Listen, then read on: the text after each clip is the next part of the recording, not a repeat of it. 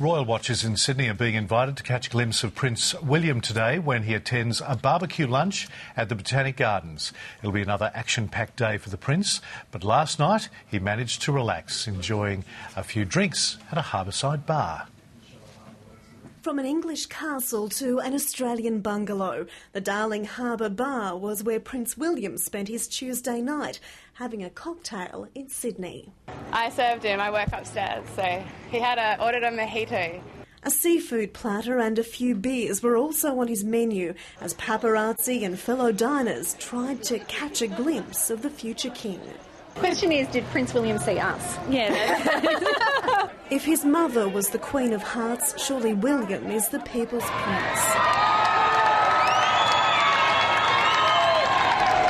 We greeted him like an old mate. Handshakes, gifts and photos. Take a photo? I'm going to take me home with the prince.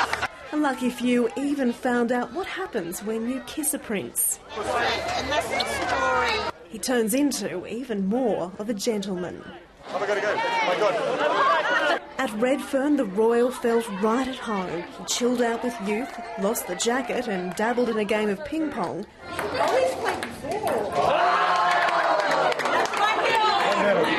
And jammed with a couple of local musicians. That's seriously good. Do you write your own notes? Yeah. Do you? And you as well? Yeah. That's awesome. It meant he kept an eager class of preschoolers waiting, but most didn't mind. They happily shared their drawings with the prince and dutifully listened to a bedtime story. Not some royal romantic fairy tale, rather an Aussie favourite, Possum Magic. And after a match of 10-pin on the Wii, the kids were bowled over.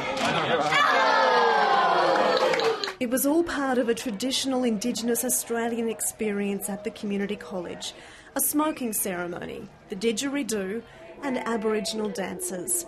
Inside, a bowl of pavlova and more gifts. This was supposed to go to your great-grandfather, King George, in 1937 by the great leader William Cooper. It's in your hands now. And through it all, William seemed to be wearing his heart just under his sleeve. The 27-year-old touched down in Sydney just after lunch. No curtsy from the Premier, rather a regal handshake from the staunch Republican.